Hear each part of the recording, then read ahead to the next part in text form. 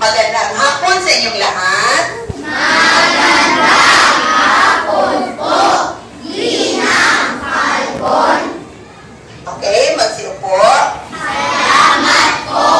Okay, ngayong hapon ay matutunghayan natin ang isang debate.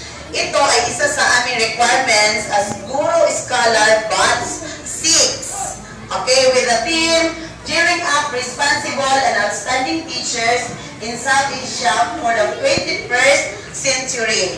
Ang ating debate ngayong hapon ay may pamagat na K-12, dapat ba o hindi dapat?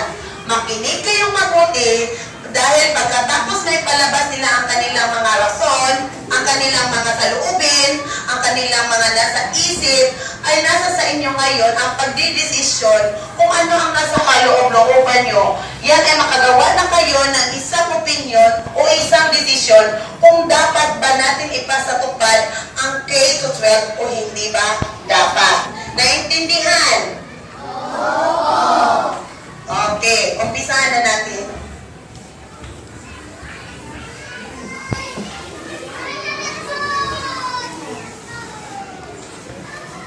Sa aking puro, Ma'am Arlene Falcon. Sa amin, putingin punong puro na si Ma'am Maria Elena C. Pedro.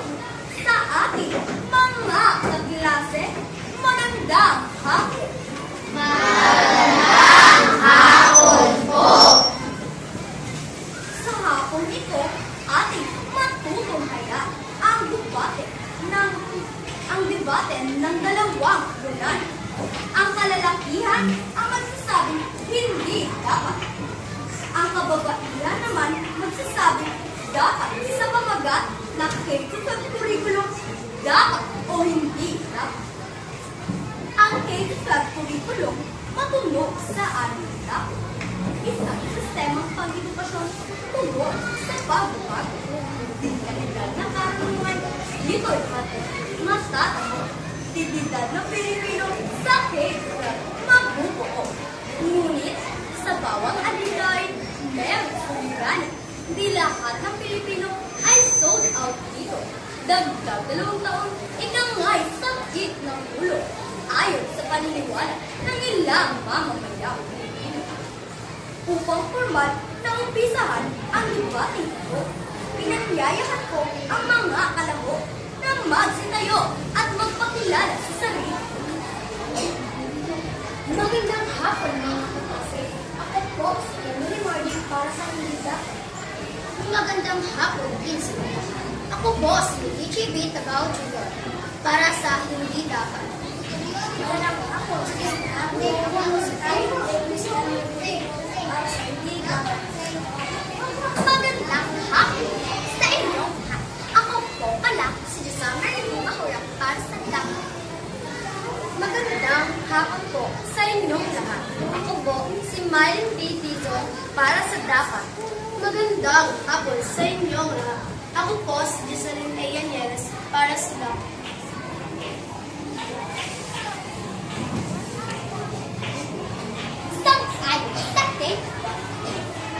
Ang K-12 curriculum is isang program ng pagbabago batay sa international standard ng usaping pang-edukasyon. Pilipinas, pasok na sa joint education. Pag-asok ng Pinoy, dito matuto. Para sa akin ay hindi dapat ang K-12 curriculum ay mag-improve. Itong programa ng DepEd ay hindi nakapanahon. Hindi solusyon sa problema ng pag-istardalang gamit sa isa. Dapat kindergarten institutionalization sa pampubliko paaralan ipatupad. Mother tongue-based multilingual education or MTB, MLE sa mabisang pag-uunaw. Grade 7 to 10, junior high school kung tawagin. Dagdag 2 taon o senior high school kung tutuloy. Tutulak ko sa K-12. Ako po'y lumaki sa isang probinsya kung saan marami ang kapos kaysa may kaya. Nanay at tatay ko ay bawang magsasaka. Sapat lang ang kita upang kami makatupa. Pagdagdagan pa ng 2 taon. Nako, tuition fee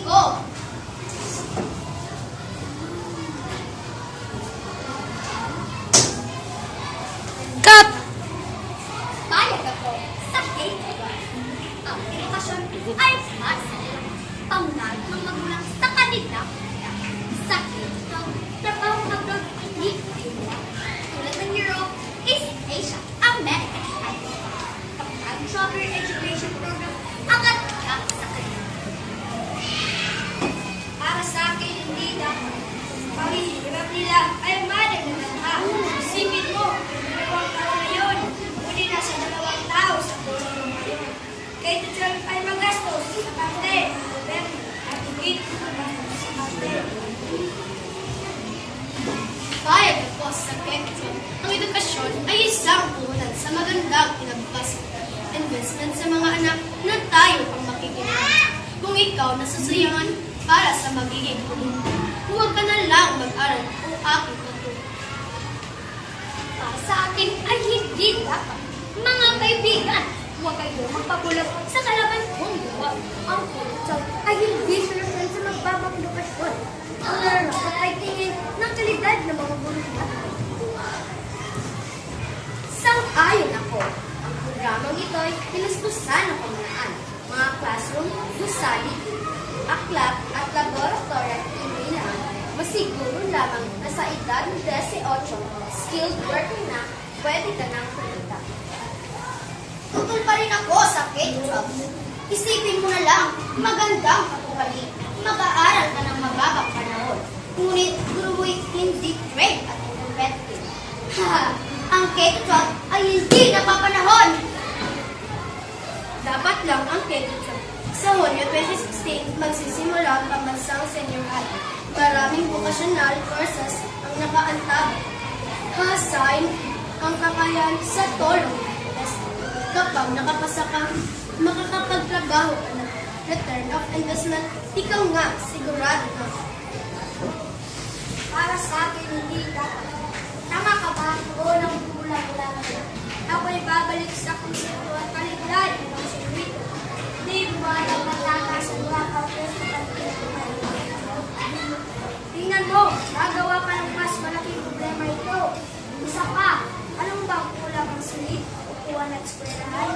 Ang edukasyon mo rin ay kayang survive ng problema sa kakulangan ng guro. O edukasyon ka talaga mabaliwan ng gobyerno. Alam mo, binibini, huwag mo ang pagbulitan. Edukasyon, walang silbihan. Dapat, tumahim ka sa laban mo makaluma. Ano bang silbi ng high school? Kumabata na ang workforce ng kakayanan. Ang bansa ay nangangailangan ng skill, hindi mga bata naglalaki. Para sa akin ay hindi dapat. Tanga ka ba kung nagbubulag-bulagan na? Ako'y babalik sa konsepto ng kalidad na edukasyon dito. Hindi mo ba alam na tataas ang dropout rates kapag dinupad ang job? Tignan mo, nagawa pa ng mas malaking problema ito. Sang-ayon sa digital. Excuse me, narinig ba ang iyong sinasabi? Di na tumatanggap ng mga Pilipino ang mga European nation dahil sa di-angkot na sistema ng ating nahihirapan ang mga nanay at tatay kumakain sa ibang bansa. Ang mga Pinoy na matatalino nagpapakabago ni Senator. Ang mundo ay nagbabago na. Globalisasyon na sa harap na lahat. Makibagay, makikiso, sumunod lang. Mahirap ang daan tungo sa pagbabago. Ngunit magiging maganda din ang buhay. Idol pa rin ako sa question. Ang sa akin lang po, huwag magpapabulag sa mga programang di naman totoong kailangan. K-12, ang daming kakulangan, ang daming problema. Sa K-12, uunlad ba talaga ang edukasyon sa ating bansa? Pag-isipan natin mabuti, bayan. Mga kaibigan, inyong napakinggan. Dalawang bilang. Ang edukasyon nga ba ay solusyon sa problema upang edukasyon o sadyang magastos at hindi ka napapanood. Nasa iyo ang pagpapasya kung edukasyon ay dapat umilita sa panahon.